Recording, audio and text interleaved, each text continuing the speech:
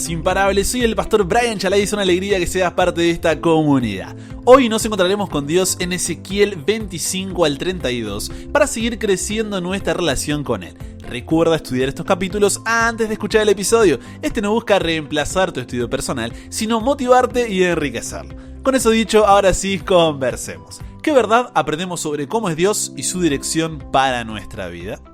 Padre, gracias por la oportunidad de poder abrir tu palabra, de poder cada día estar más cerca tuyo y separar este tiempito para poder encontrarte. Dios, muchas veces pensamos que las decisiones que nosotros tomamos de acuerdo a nuestra voluntad es porque nosotros así lo deseamos. Pero ayúdanos a darnos cuenta de que en realidad detrás de nuestras decisiones, entre comillas, hay alguien más por el cual estamos decidiendo. Así que danos sabiduría, ayúdanos a entender. En el nombre de Jesús oramos. Amén. ¿Qué hacer cuando mi voluntad parece mejor que la de Dios? ¿Es realmente esta la mejor decisión? ¿Es mi voluntad la que estoy siguiendo o esto es solo una ilusión y no es más que la voluntad de alguien más? Esto veremos en los capítulos de hoy. Contexto. La narrativa de la Biblia es la de un Dios que, recuerda, nos creó, pero que nos rebelamos contra Él. A pesar de eso, Él toma la iniciativa de buscarnos para darnos la oportunidad de reconciliarnos con Él y volver al lugar de donde jamás debimos habernos ido, su presencia. Y así, como en el presente es representado en este mundo por su iglesia, antes lo hizo por medio de un pueblo que debía representarlo delante de las naciones que no creían en Él para que conocieran al único y verdadero Dios volviendo a Él.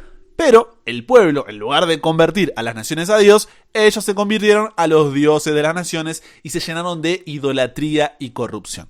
A pesar de eso, Dios no se da por vencido con ellos, sino que envía profeta tras profeta para señalar al pueblo su error y que se arrepientan. Pero, si te hago un spoiler, finalmente el reino de Judá no se arrepintió y fue conquistado por Nabucodonosor, rey de Babilonia que dominaba la región del antiguo cercano oriente.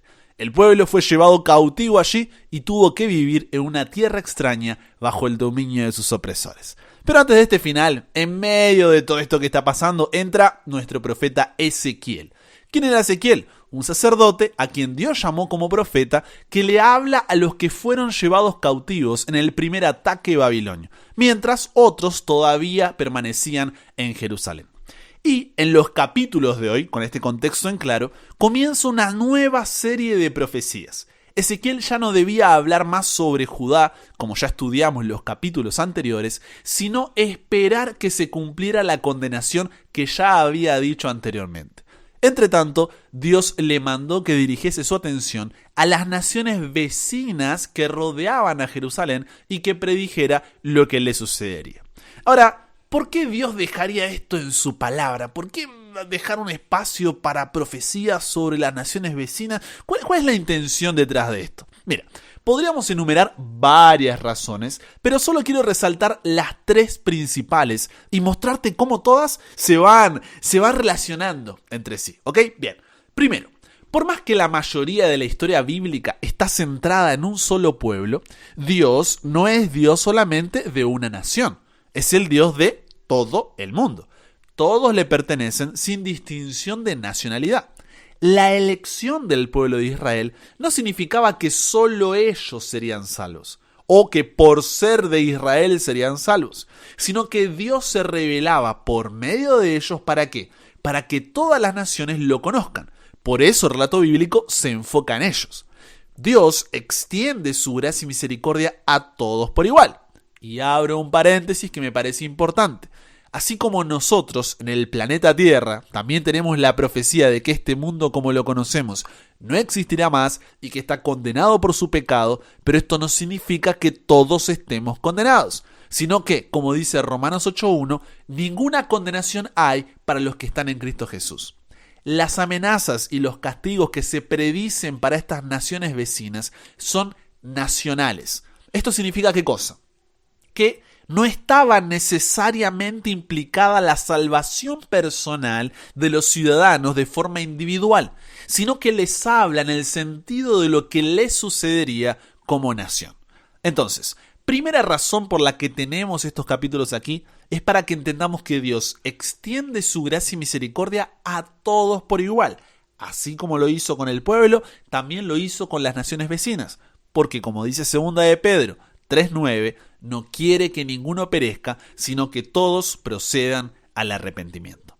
Segunda razón que quiero enumerar de por qué Dios deja estas palabras hacia las naciones vecinas del pueblo de Judá en su palabra, es que esta nueva sección contiene mensajes dirigidos a las 7 naciones más vinculadas con Israel en el norte y Judá en el sur. Tenemos a Amón, Moab, Edom, los filisteos, Tiro, Sidón y Egipto. Y abro de nuevo un paréntesis que me parece importante. Hay quienes se sorprenden de que Ezequiel no profetice en contra de Babilonia, por ejemplo, que era lo más importante. Isaías, Jeremías y Daniel predicen su caída, pero Ezequiel tenía la misión de dar a conocer cómo Dios iba a usar a Babilonia para que ejecutara su voluntad al castigar a su pueblo. Y esto podría haberse anulado si se hubiera detenido a hablar de la derrota final de Babilonia. Era más apropiado que los exiliados para quienes escribía Ezequiel procuraran la paz del pueblo entre el cual moraban antes que alegrarse de la caída final de sus opresores. Si Ezequiel hubiese hablado claramente contra el país de su cautiverio, quizá le hubiera costado la vida y su mensaje no hubiera llegado a los oídos del pueblo ni a los nuestros. Con eso en claro, te habrás dado cuenta de que esta es una sección larga y a veces hasta tediosa, te diría, cargada de imágenes donde seguramente la mayoría resultó difícil de comprender. Pero, como digo siempre, no te pierdas en los detalles. Intenta entender qué es lo que Dios está comunicando. ¿Y qué es esto? Que, ante los peligros que los rodeaban, el pueblo de Judá estaba tentado a, en lugar de confiar en Dios, buscar apoyo militar en las naciones vecinas, haciendo todo tipo de alianzas que Dios, en Deuteronomio 7, 2 al 3, les había dicho que no hagan. Entonces, por medio de estas profecías, básicamente lo que Dios le está diciendo al pueblo, ¿qué es? No busquen por ahí, porque al final todas estas naciones, a pesar de que les extendí mi gracia y misericordia, también sufrirán la derrota porque no quisieron arrepentirse. Lo mejor que pueden hacer es confiar en mí, que soy soberano y sigo al control de todas las cosas. Finalmente, en tercer lugar, la tercera razón por la cual tenemos esta parte en la Biblia de que Dios da profecías contra las naciones vecinas de Judá está en Ezequiel 28, 11 al 19. Allí Dios muestra quién es el que está detrás de estas naciones.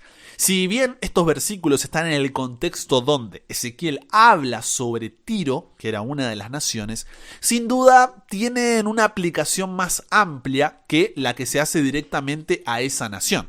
¿Qué quiero decir con esto? Mira, las siguientes declaraciones que están allí en Ezequiel 28 parecen sumamente difíciles de aplicar a un rey literal de Tiro. Por ejemplo, dice, en Edén, en el huerto de Dios estuviste. El rey de Tiro estuvo en el Edén con Adán y Eva. Dice también, tú, querubín grande, protector, yo te puse en el santo monte de Dios. El rey de Tiro era un ángel. Después dice, perfecto eras en todos tus caminos desde el día que fuiste creado hasta que se halló en ti maldad. Después dice, yo te eché del monte de Dios y te arrojé entre las piedras del fuego, oh querubín protector. Y así podría seguir mencionando. Pero, ¿de quién se está hablando aquí entonces?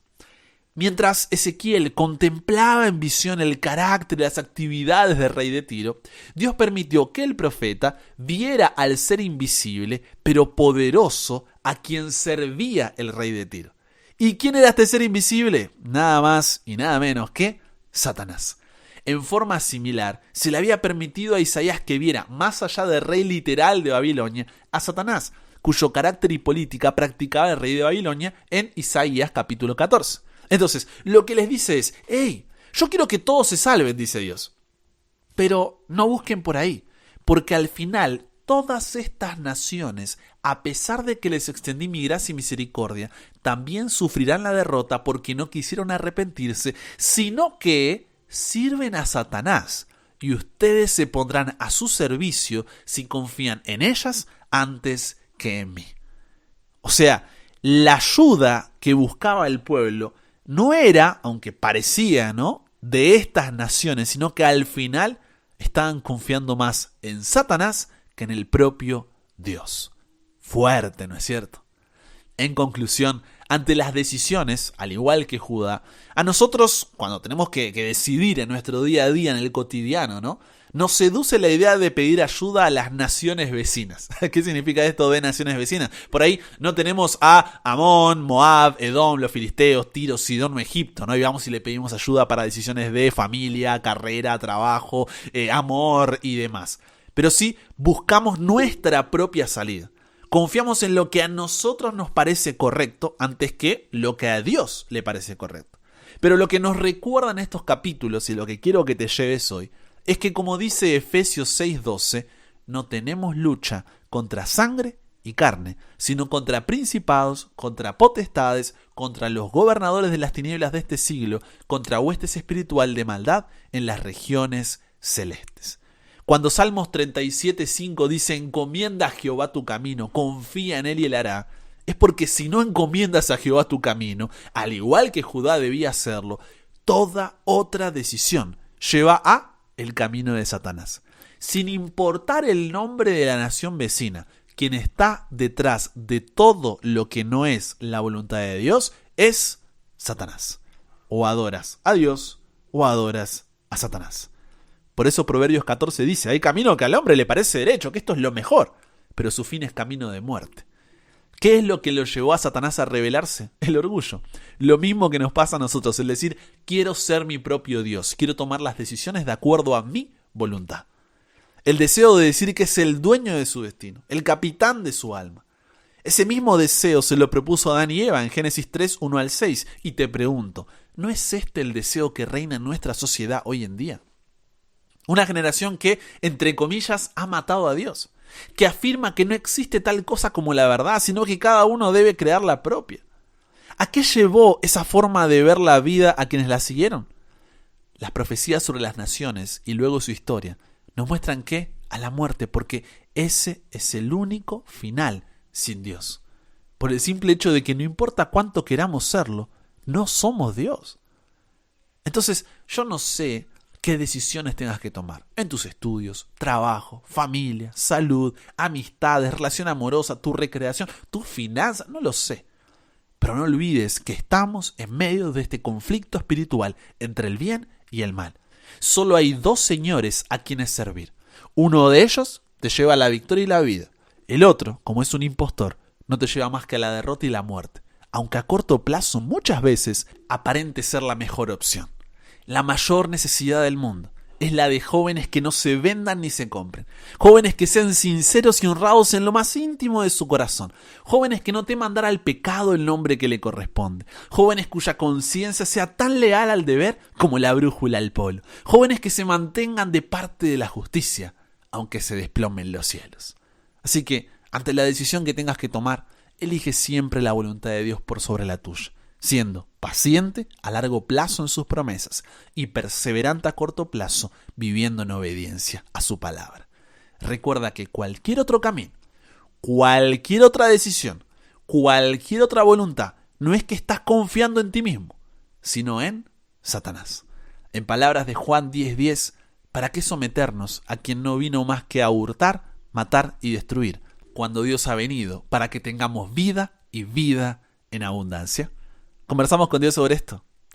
Padre, qué difícil es vencer nuestro orgullo. Tantas veces cuando no entendemos tu voluntad o por ahí no nos gusta, uno quiere hacer de las suyas, ¿no? Pensando que sabe más o que por ahí la tiene más clara. Pero gracias porque a través de estas profecías a las naciones vecinas del pueblo de Judá, tú nos muestras que al final quien está detrás de todo eso es Satanás. Y no queremos servirlo a él, Señor, queremos servirte a ti. Que enviaste a tu Hijo unigénito, para que todo aquel que en él crea no se pierda, mas tenga vida eterna. Queremos aferrarnos a tu amor, queremos aferrarnos a tu vida, y de esa forma confiar en ti a la hora de tomar decisiones. Esas decisiones muchas veces no las vamos a entender. ¿Por qué tú quieres eso para nosotros? ¿Por qué en ese momento? ¿Por qué de esa forma? E incluso ni siquiera puede llegar a gustarnos. Pero eso no quita que sea la decisión correcta. Ayúdanos a confiar en tu voluntad. Una voluntad que es buena, agradable y perfecta. En un amor que estuvo dispuesto a entregarlo todo, Señor, en la cruz del Calvario, para mostrarnos cuán dispuesto estás a darnos esa vida y esa reconciliación contigo por toda la eternidad. Padre, ayúdanos a tomar la mejor decisión. Tú conoces esa decisión que tenemos que tomar. Cuán difícil a veces es hacer tu voluntad, pero ayúdanos a hacerla, Señor, porque es lo correcto. Guíanos, danos fuerza, sabiduría y coraje. Nos entregamos a ti, Dios. Cámbianos, renuévanos, transfórmanos. Somos tuyos. En el nombre de Jesús oramos. Amén.